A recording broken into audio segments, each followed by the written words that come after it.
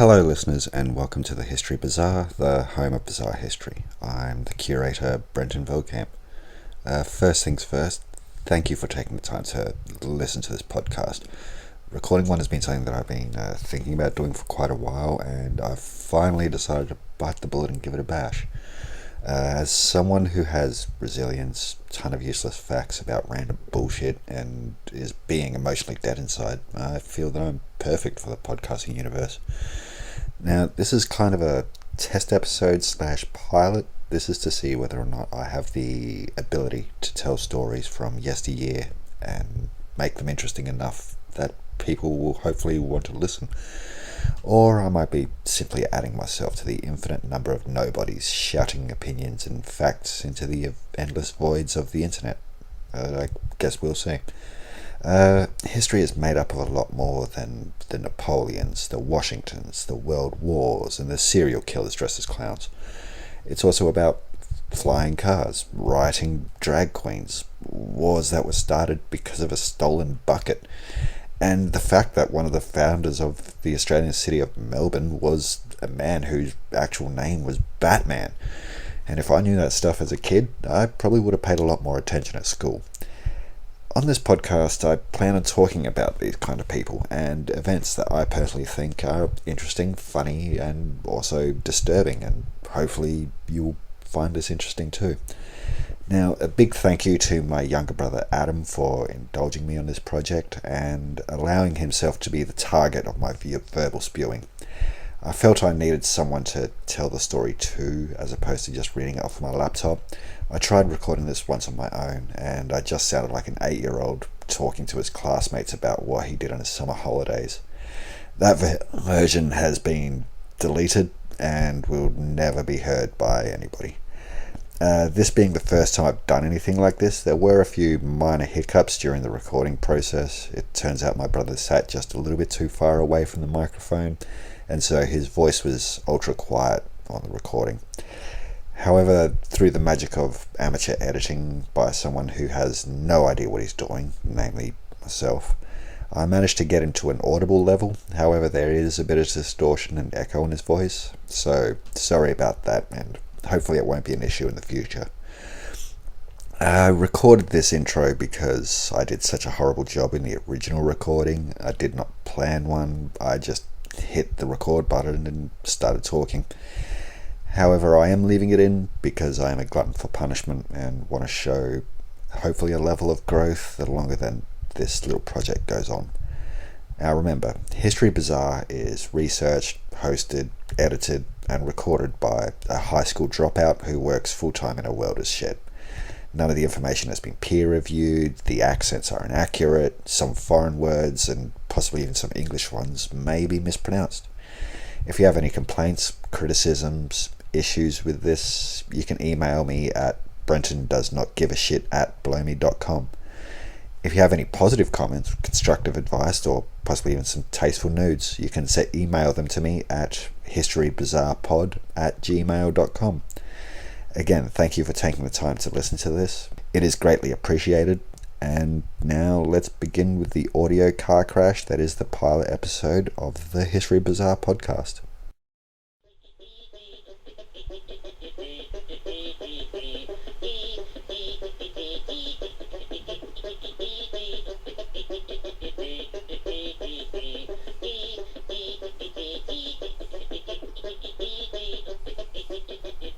Welcome to the Joe Rogan podcast. I'm here joined with Joey Diaz. Jamie, please bring up the video of bear eating DMT attacking elk. Joe, what do you think? I don't know, man. What the fuck was that? Exactly. Okay. Welcome to the History Bazaar podcast. My name is Brenton Velkamp. This is a pilot episode. None of us really have any idea what the fuck we're doing. I'm here joined with my younger brother, Dr. Adam Veldkamp. What up, y'all? We're here in the studio that looks remarkably like my brother's bedroom in our father's house.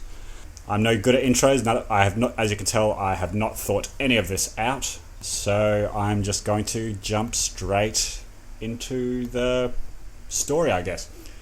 I'm going to be talking to you today, Adam, about a guy named Leonard Borchardt. I had no idea who that is. Not many people do. This is actually the guy that inspired me to want to do the podcast in the first place. To me, he is one of the most interesting people that has ever existed that not enough people know about. However, himself is very much an enigma. Not much is known about him at all, his early life anyway. He was born in Berlin on April 26th, 1862. This was just after the fall of Prussia, where Prussia ended up becoming like Germany, Poland, a few other countries that I can't remember off the top of my head. So Germany was basically just created, so it was a bit of a time of turmoil. And not much is known about his younger life. I don't know the name of his parents. I don't know if he had any siblings or anything. But his story basically begins in 1876, where at the age of 14, he stowed away on a ship by himself called the SS Fraser, which was bound for the US. Would you love to have the balls to do that kind of thing? Oh, yeah. 14 years old, you're just catching stowing away on a boat to God knows with it. Yeah. You know what I was doing at 14? I was probably fighting you because you chose Odd Job in GoldenEye. That was probably the height of our problems at that age. Whereas he, like, in those days, if you were 14, that's basically the equivalent of being like 37 nowadays. Yeah. Because, children minors and all this other shit. You gotta do things while you're young because you're not gonna be old for very long. Yeah, exactly. And I assume his home life can't have been that great because, as I said, at 14, by himself, he just stowed away on a ship that was bound for the US. However, en route to the US, he was eventually discovered because he's a 14-year-old on the ship. I assume that, in my mind, it was basically he would have eventually just found someone tugged on their fucking pant leg. I was just like, please, sir. Yeah, exactly. I don't know what I'm doing. Yeah. But anyway, the captain was just, being the elderly age of 14 that he was forced to join the crew and earn his passage. That's fair. However, he was forced to return to Germany again, and then back to the US, and then back to Germany, and then back to the US, because he was forced to work on the ship, and he did that trip 3 times. And it being 1876, all that time took 2 years. He was allowed to eventually disembark at 16 in New York City in 1878. 16 years old, can't speak the language, in an entirely new country. He just started wandering around the fucking country. Right. He drifted around America, and eventually he found himself in a snowstorm, penniless, in Detroit, Michigan, on January 27th, 1883. While he was there, he enlisted in the United States Army for 5 years. Leonard was placed in... How can you enlist in the army when you can't even speak the language? Or has he picked up language by then? I assume he would have picked up just sort of the basics of the language, but this was also the time where America was still wiping out a lot of the Indians and taking over their land and stuff. So they were just basically taking anybody they could. And again, he's only 16 years old and he joined the army. Yeah. Right. So, no, hang on, this is a little bit after. This was... no, he would have been older than 18. Early 20s, let's say. But anyway, he joined the army. He joined the Company K of the 1st Cavalry, so he'd be riding horses and stuff, and he was stationed at a place called the Jefferson Barracks military post, located on the Mississippi River at LeMay, Missouri. When he was there, he received orders that deployed him into the Washington Territory, and it was there that he discovered that he was going to be fighting Native Americans. Because I assumed he would have thought, just join the army, it's a pay packet, I need to live. I need to... around somewhere, guard something maybe. But Yeah. Now, Leonard said that his fellow soldiers used to tease him constantly because he was Jewish. Jews were basically... They were as looked down upon then as anybody. Every other country looked down upon Jews at that particular point in time anyway. Trying to take my money. Basically, yeah. The big hook nose and all that sort of stuff. Any racial stereotypes throughout history, it's a lot of it is either down to if you're black, Irish, or Jewish, you're boned. Or Asian is also another big one as well. Anyway, as I said, his fellow soldiers teased him constantly because he was Jewish, a German Jew at this point. And the other soldiers told him that because he was Jewish, he would be the very first man that Native Americans would scalp in a fight. Fair enough. Because, Native Americans can smell Jew. I don't understand. The logic back in those days. Yeah, exactly. Everyone probably would have believed it too. Oh, 100%. Well, I'm honestly not 100% sure if they were actually going to be fighting Native Americans or anything like that. I think that might have just been something that the other soldiers told him. Just to be like, hey, the engine's got to get you. The engine's going to get you, you German. He's a good child of the Indians. Want to get him there. Yeah.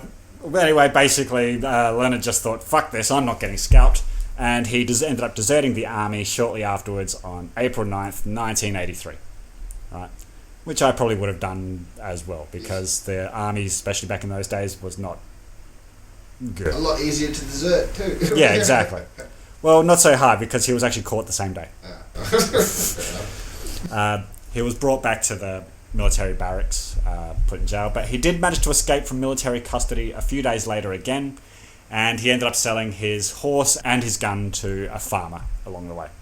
In 1884, now at the age of 22, he made his way to the town of San Francisco. While in San Francisco, he saw a help wanted sign at the front of a dime museum. Are you familiar with what a dime museum is? Can't say. A dime museum is basically sort of... it could be anything from like, come see the Esquilax with the head of a rabbit and the body of a rabbit. It could be a freak show. It could be a song and dance number.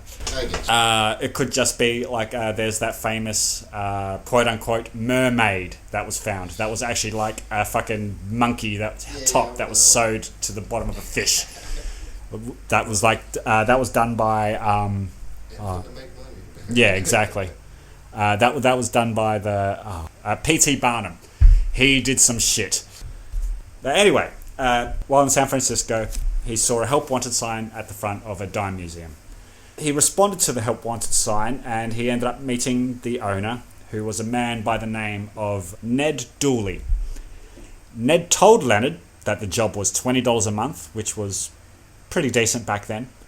And Leonard accepted the job despite not knowing what the job actually was.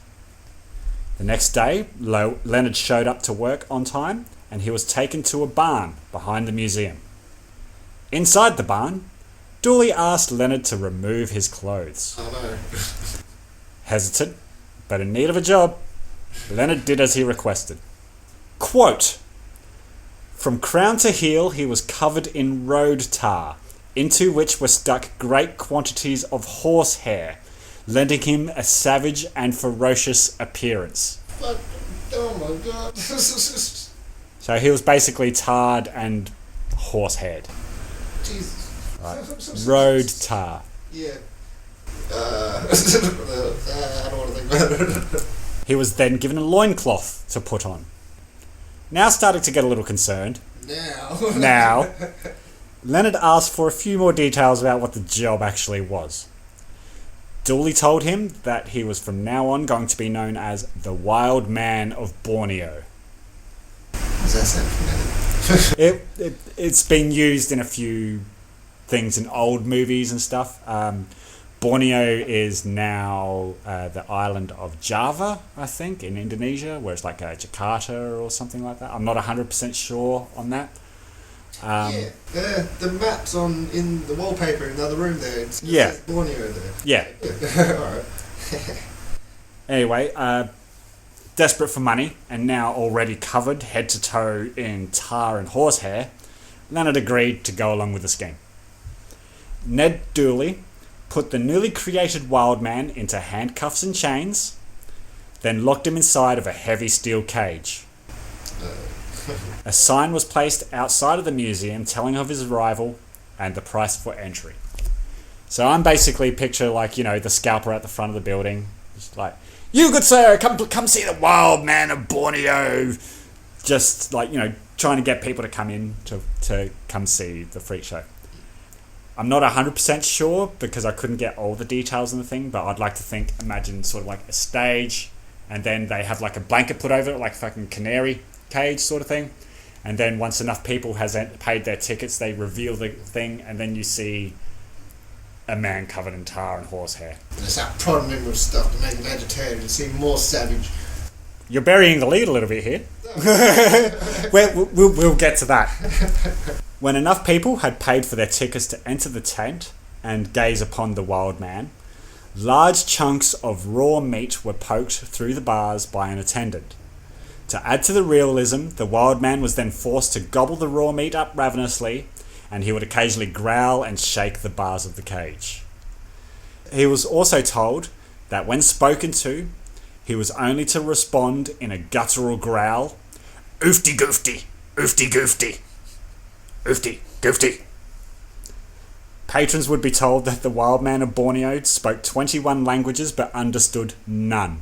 Alright. Yeah, I have no idea what the hell that means. Because before the days of the internet, people didn't read. Scat to me. But anyway, people who saw this fucking lost their shit. They loved him. And naturally, it wasn't long before he was officially christened as Oofty Goofty. Because he's now a fucking Pokemon. Because that's all he would say. Oofty, Oofty Goofty, Oofty Goofty, Goofty. And so people just started calling him Oofty Goofty. Now, I'm going to be going on a bit of a side tangent here. There will be a few of these in this particular episode because a lot of this information that I found in old newspapers, right, with interviews with the actual man himself. Old newspapers had some interesting shit about it.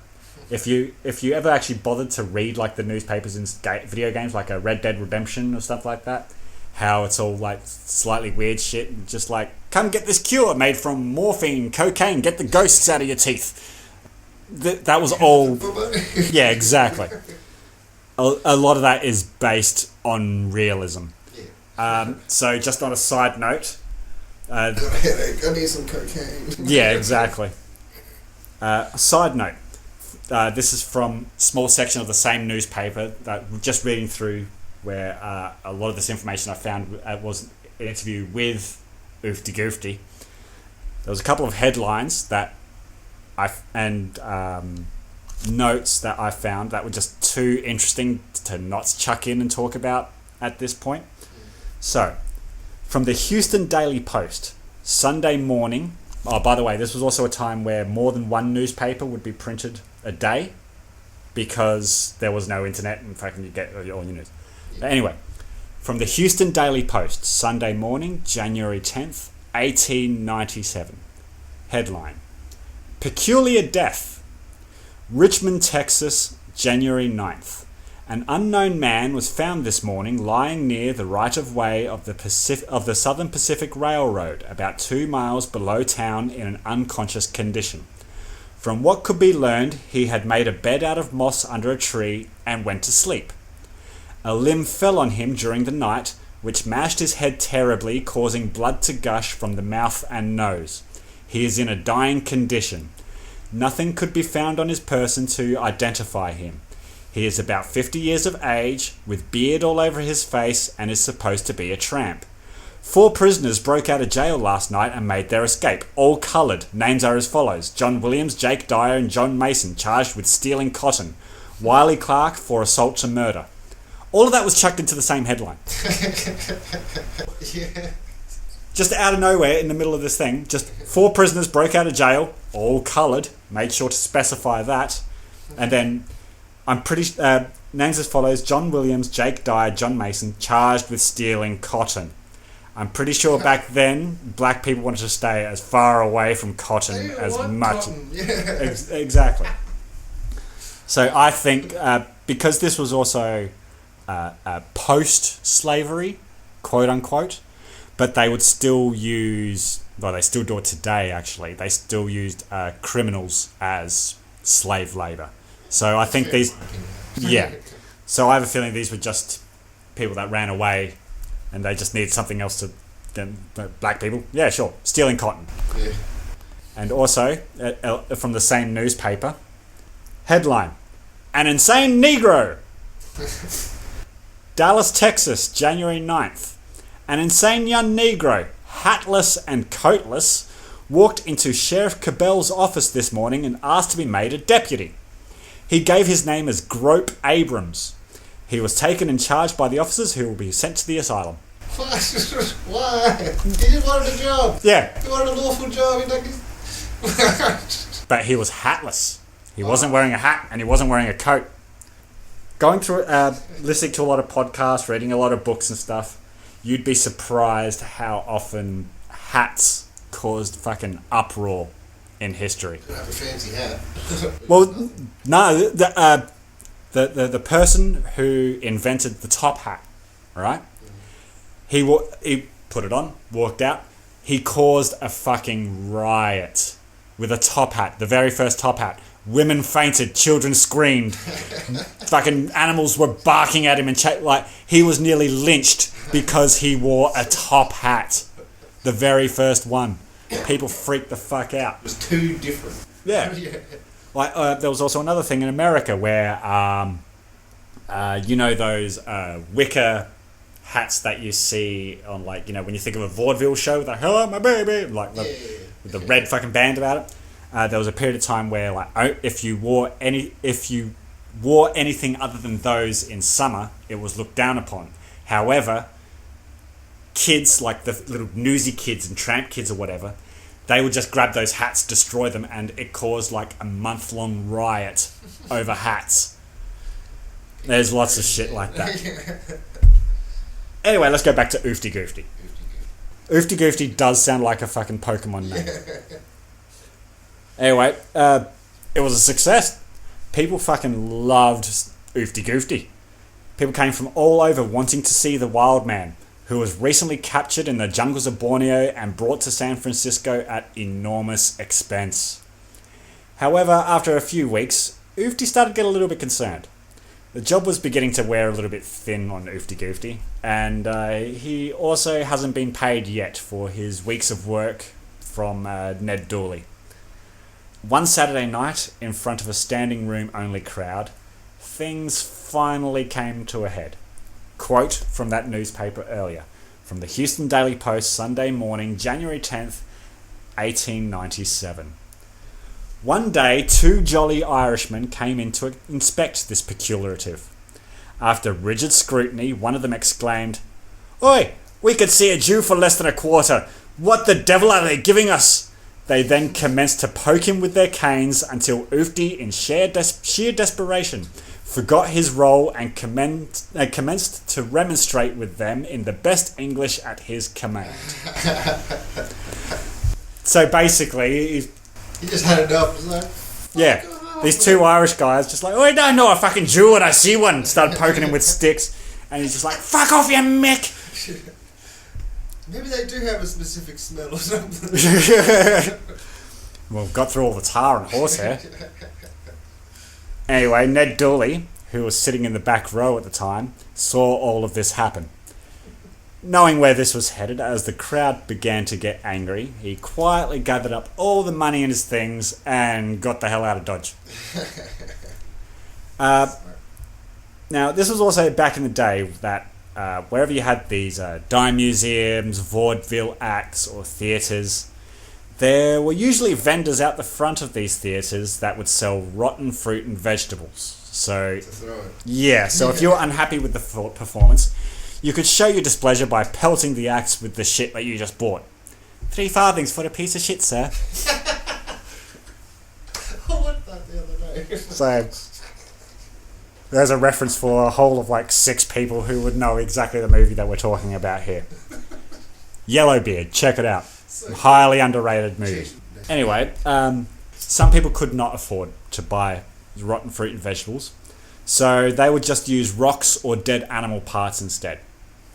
Because Why not? It's yeah. so gross, thanks. Because this is also the times where, like, you know, if a horse dropped dead in the street, they just leave it there. Eventually it would rot.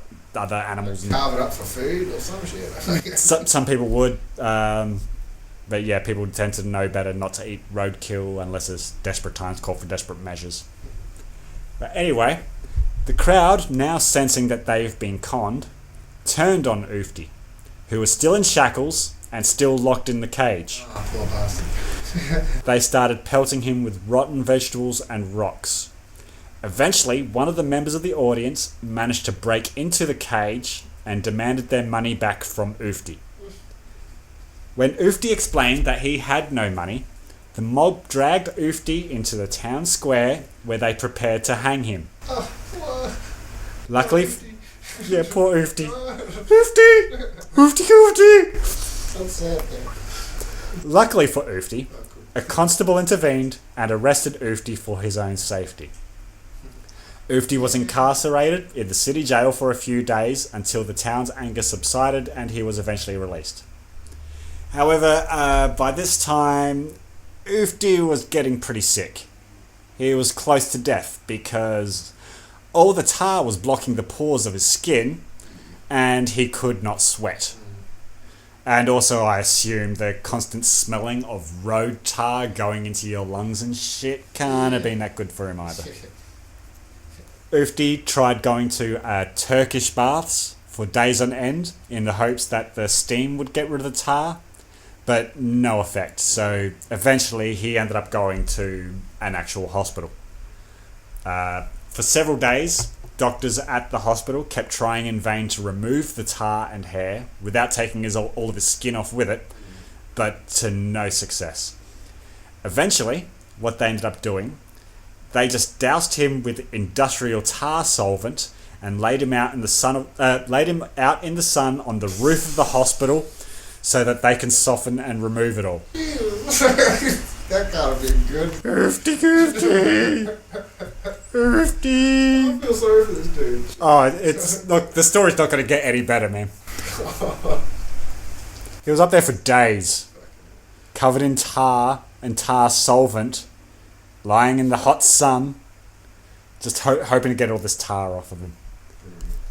Oofty himself said that it took nearly 6 months for all of it to be removed. Because there'd be like, you know, the little bits in your fucking armpits and under your nutsack or whatever. Just all those little niggly bits. Fuck that. Anyway, after this debacle, Oofty Goofty went from being a pariah who was almost lynched by a mob to kind of a local celebrity, because eventually everyone sort of figured out that he was just an innocent bystander who was fleeced by conmen. However, from then on, Leonard Borchardt was basically dead, because from then on he was forever known as Oofty Goofty. That's why no one knows who he was. They just know Oofty Goofty. Exactly. I could just picture it too. Like, imagine just walking down the street and someone just going, "Hey, Oofty Goofty! Oh, come on, guys, please! That was so long ago! Oofty Goofty! I know. You want some meat, Oofty?" I was kind of imagining Oofty Goofty as like a Pedro type character.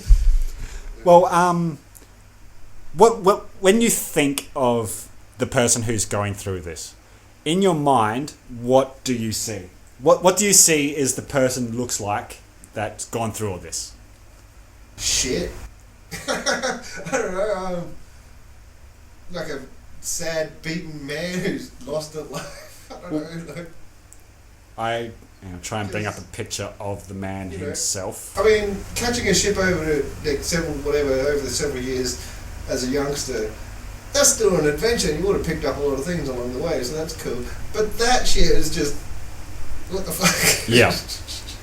Well, I'm going to show you a picture. I want you to describe what you see.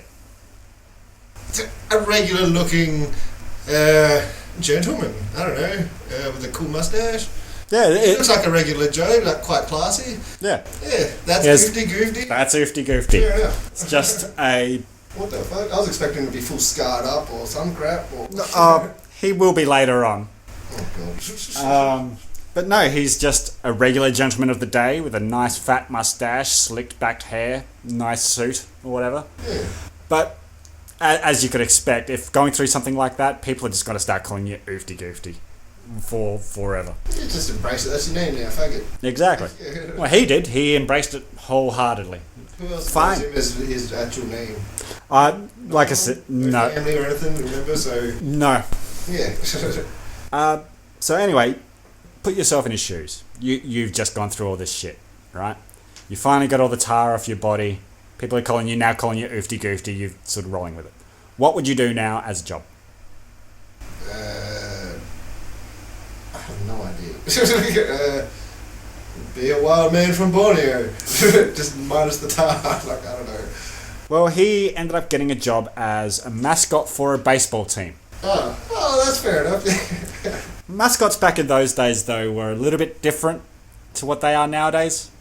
Because mascots nowadays, you think like, big animal suits and what have you.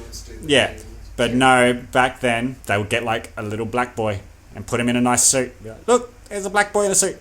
Watch him dance. Ha ha ha ha. There was a case of Americans trying to bring baseball all around the world, right? So they originally had like a black man who would do a song and dance number, and eventually they kicked him out for whatever reason. I can't remember exactly off the top of my head, but they replaced him with a trapeze artist who would strap a trapeze to the bottom of a hot air balloon, go up into the sky, and fucking just swing underneath there. They came to Adelaide, Australia one day and did it.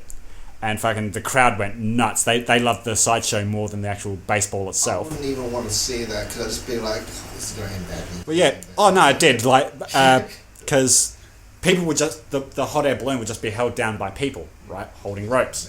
Yeah. No, it eventually going thing. And here in Adelaide, it ended up flying off somewhere. And he ended up... Like, the balloon ended up sort of deflating and he landed somewhere. Like, he ended up being okay in the long run. I love hearing stories about that stuff. Like, they're perfectly safe and whatnot, but just not a little adventure. That whole baseball thing, again, could be another separate episode on its own of this thing, because it was absolutely mental.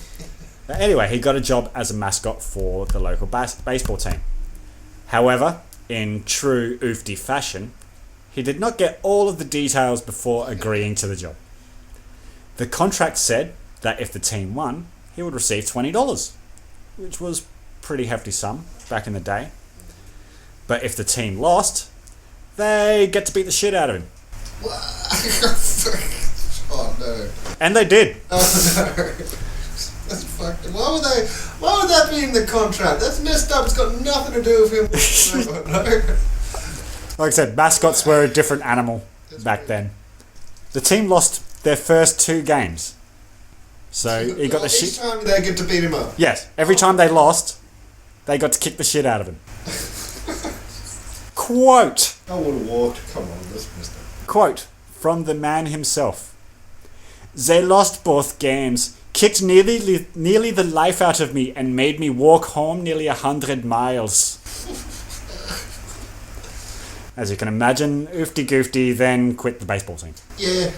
The first time, like, and so he didn't know that, like, after the first time that they lost, did he know? No, he just thought, like, hey, if the team wins, I'll get $20. I don't think he read the small print where they said that they'll kick the shit out of him if they lose. And was that a common thing though for like even other mascots for other things? Yeah. So yeah, Oofty Goofty quit the baseball team after that. Yeah. Oofty Goofty then started doing an act at a local beer hall. His act was to drink 6 glasses of beer in 7 minutes. That's not that impressive. With a teaspoon. Ah, okay, well, that's just weird. Yeah. While smoking a cigar. Alright. Getting a bit weird. The patrons did not enjoy the show. yeah, I bet. I can just picture it, like he's there with the fucking like, boo! Out comes a fucking tomato to the head. Yeah. Why would you think people would want to see that? Like, I would see it. I mean, yeah, these days. Yeah. I would pay money to see someone drink 6 glasses of beer in 7 minutes with a teaspoon while smoking a cigar. Fuck yeah, I'd pay money to see that. Yeah, but now, just purely for the stupidity of it. But back in those days, like... Oh, this was a legitimate act. It's so strange. Anyway, yeah, the patrons did not enjoy the show.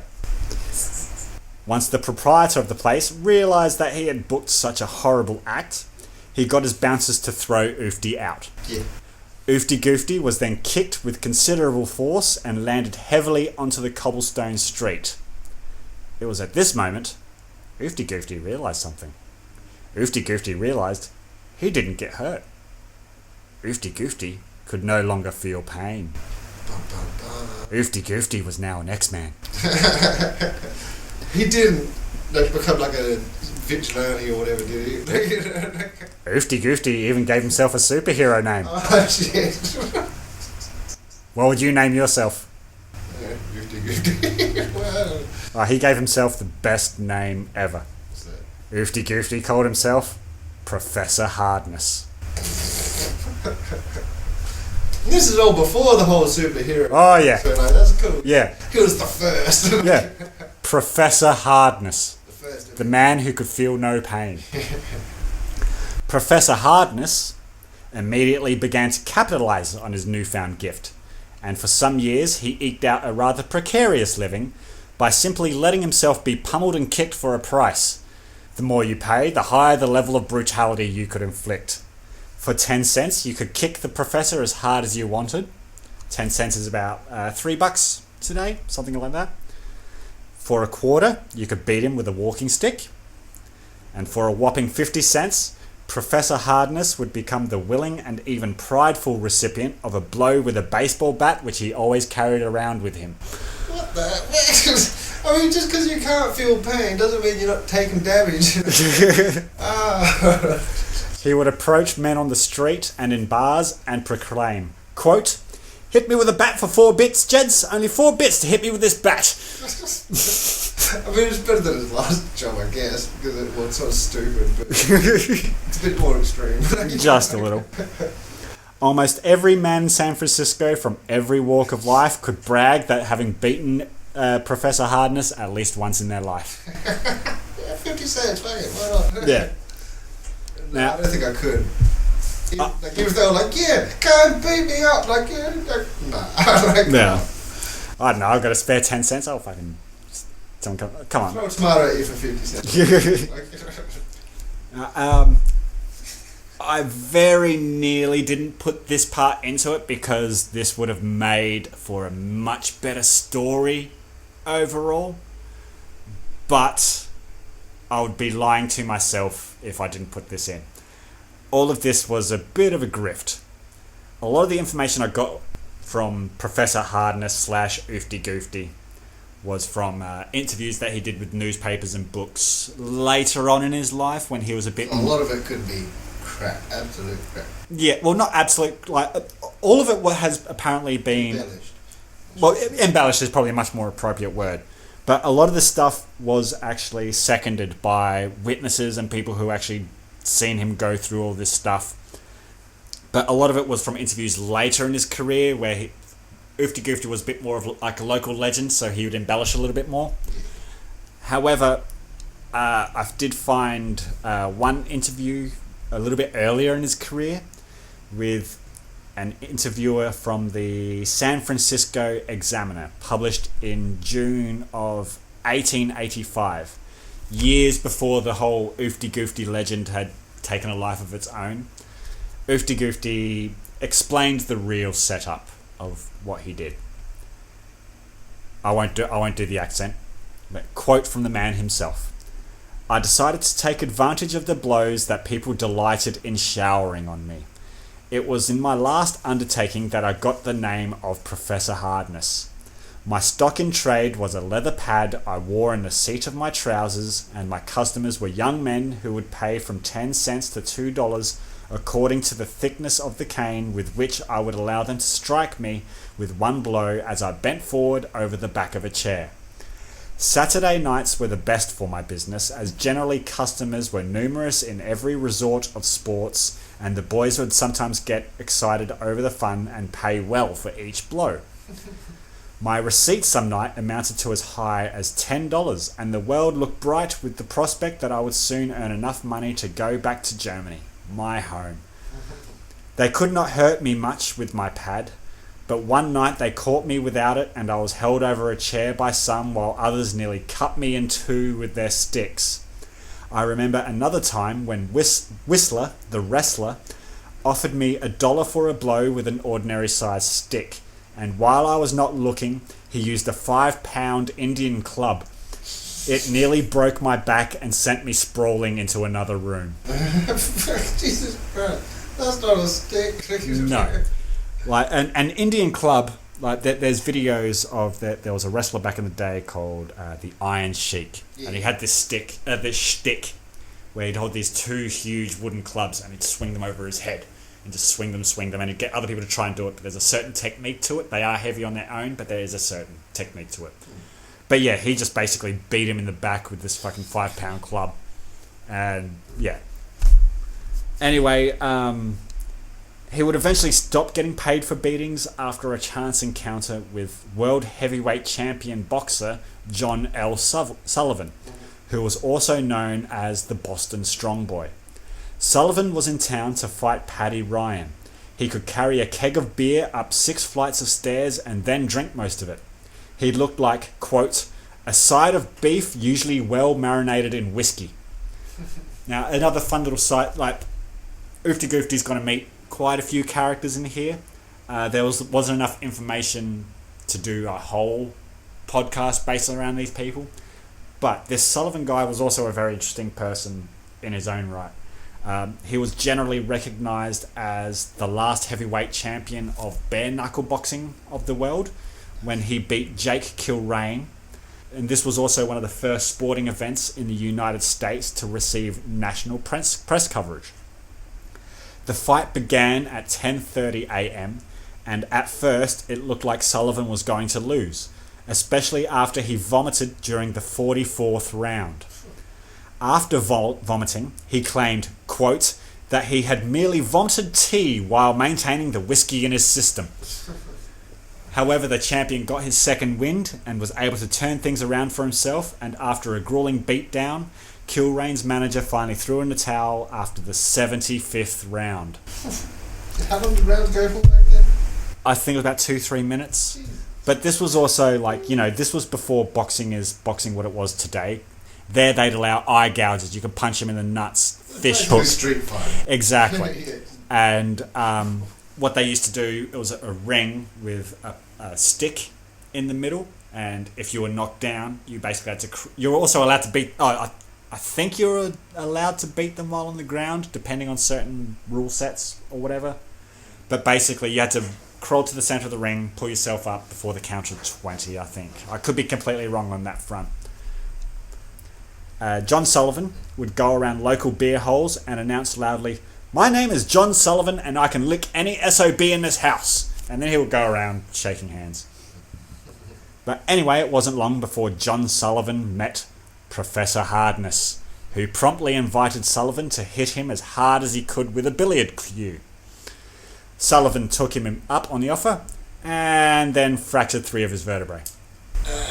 One too many hits to the neck. Yeah. Professor Hardness never fully recovered from his encounter with Sullivan. He'd now lost his superpower. Yeah, thus ended the tragic tale of Professor Hardness. He was now back to just plain old Oofty Goofty. He'll be back in 10 years like Professor X style. Yeah. Except now he walked with a permanent limp, and even the slightest of blows made him whimper in pain.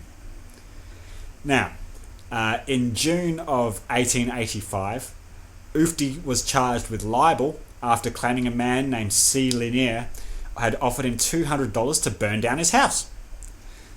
Days later, he was put into a home of the inebriates and was to be examined by the insanity commissioners. Basically a drunk tank. Like, he got too drunk or whatever and sent to the piss tank. However, during this court case, his status as an army deserter was finally found out. And he was sentenced to 3 years in military prison. How do they find out that shit so like much later in life and whatnot? Like back then, details askew. It's not like they got video cameras and Yeah, exactly. That's crazy. I have no idea. That's that Jewish smell, I'm telling you. Get that engine in there. He was sentenced to 3 years in military prison. In an attempt to avoid work, he would fake epileptic fits. But his ruse was quickly uncovered. Quote, "The doctors began tickling my feet with hot irons. I acknowledged to them that the fits were not the genuine article." Yes. Oofty later injured himself by jumping off of a cliff, and he was later released from service in September 1885. So he was not sure whether he tried to kill himself or whether he just purposely tried to injure himself. But they eventually just let him go because this was a military prison. So I think they were just like, okay, yeah, he's too crazy. He's not going to go back to the military. Get the fuck out of here, sort of deal, yeah.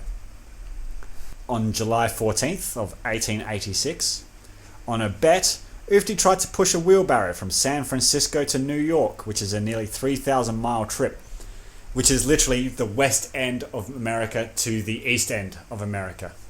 Push a wheelbarrow from one end to the other. 3,000 miles. And some bloody, what's his name? He just started running.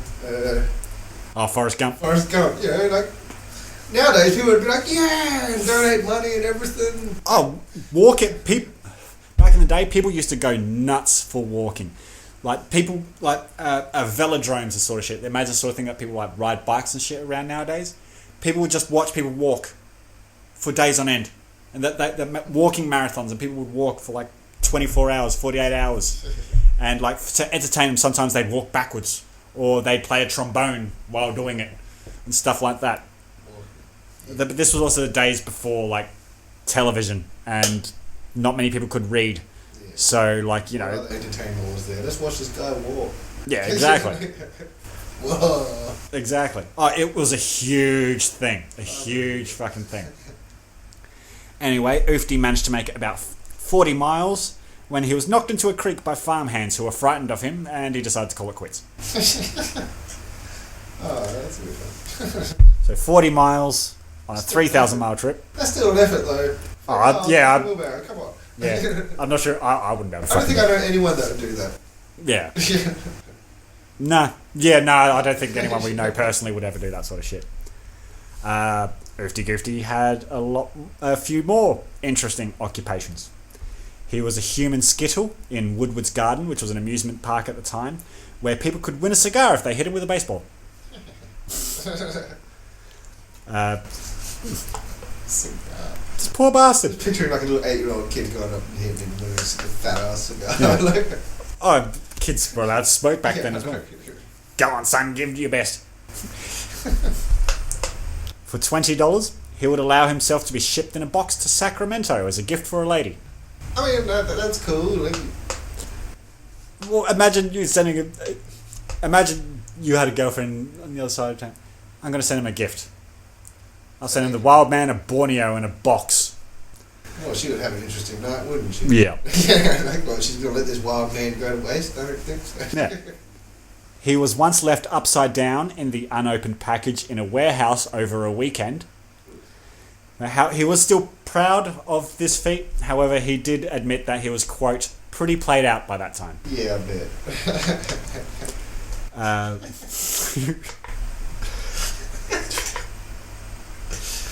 Oh man, this guy's had a life. It's not done yet. Oofty Goofty spent a short period of time as a double act on stage at the Bella Union on Portsmouth Square with another San Francisco celebrity at the time, known as Big Bertha. Big Bertha was, quote, an unusually massive woman. Bertha first showed up on the San Francisco... This is going to be another bit of a side tangent because this is an interesting bitch. I could do a whole episode on her, but I'm just going to deviate just a little bit because it's just too much interesting shit just to leave out. Bertha first showed up in... she was also born in Prussia as well, so she was also of the Germanic descent, yeah. Anyway, Bertha first showed up in San Francisco claiming to be a wealthy widow in search of a man to help protect her fortune. When a suitor appeared, she would ask him to put up a sum of money as an indication of good faith to be invested in a private concern of hers. So she was basically pulling the whole Nigerian prince move back before it was a real thing. Oh, I've got money in this bank, but I need more money to put into the bank before I could pull it out. Could you give me some money and you'll share in the rewards? Naturally, Big Bertha's suitors never saw their money again. And they refused also to press charges out of fear of public ridicule. Yeah, too ashamed. Yeah. The management at the Bella Union happened to see Oofty Goofty and Big Bertha together, and they saw dollar signs. Two of San Francisco's biggest celebrities, San Francisco's biggest male and female stars, they decided to cast Oofty and Bertha as the leads in their version of Shakespeare's Romeo and Juliet, called Borneo and Juliet.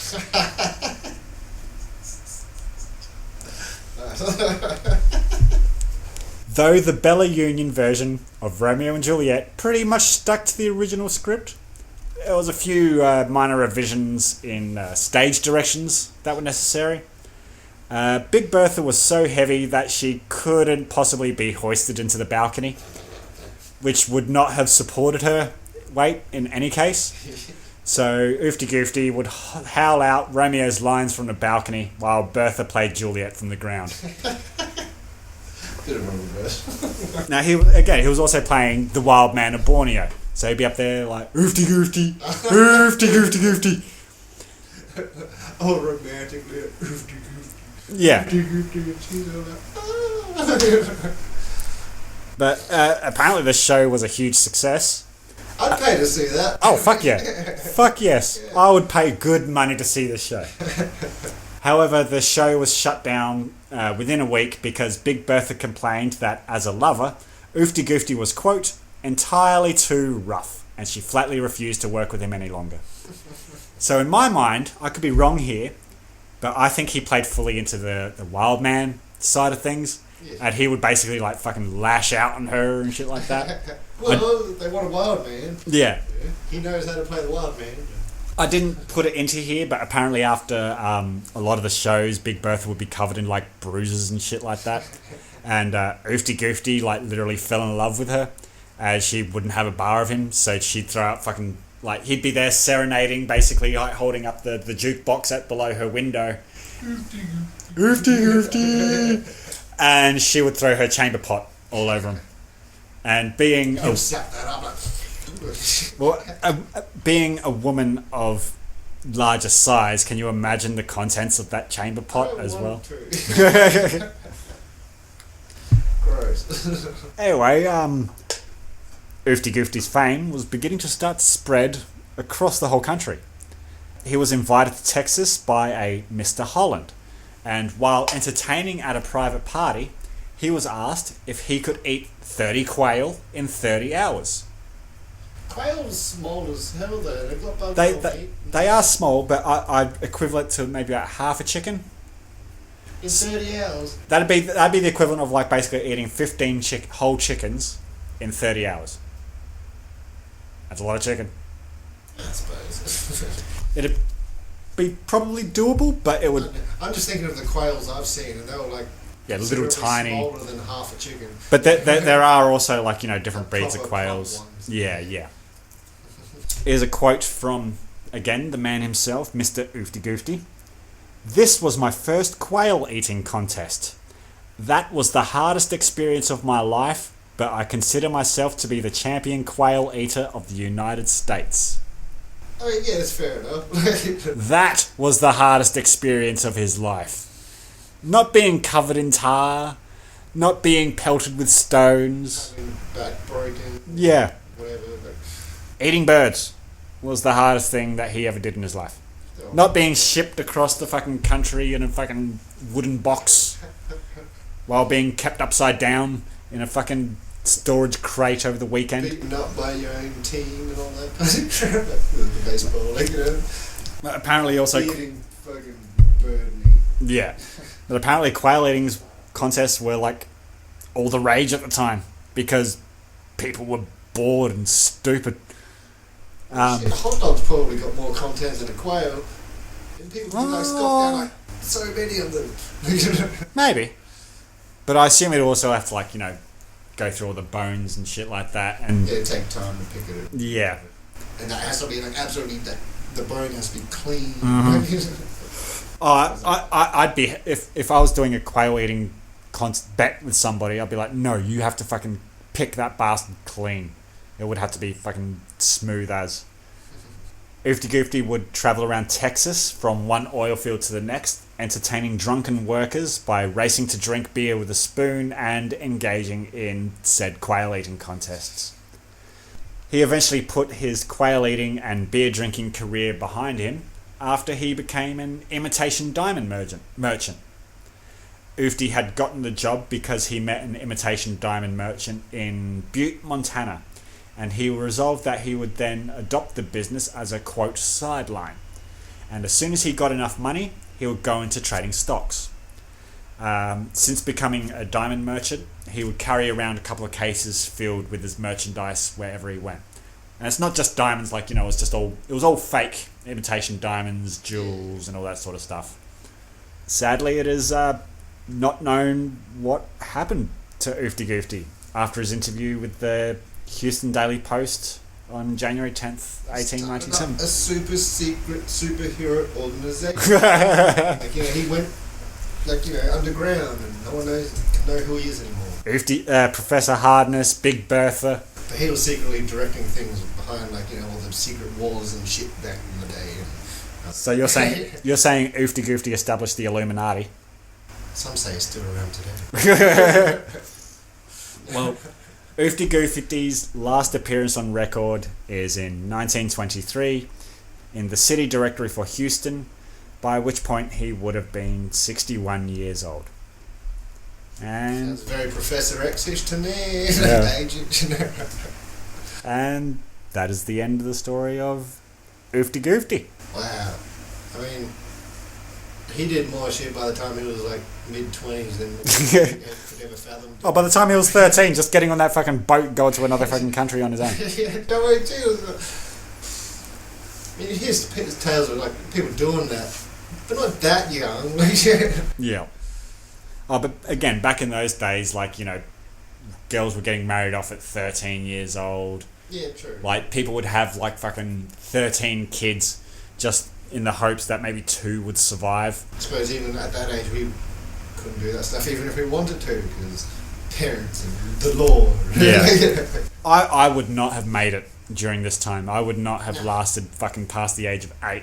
Yeah. I mean, I have a feeling like back in those days, I probably would have been more capable of doing things than what I am now. Oh, yeah. You can get away with a lot more shit.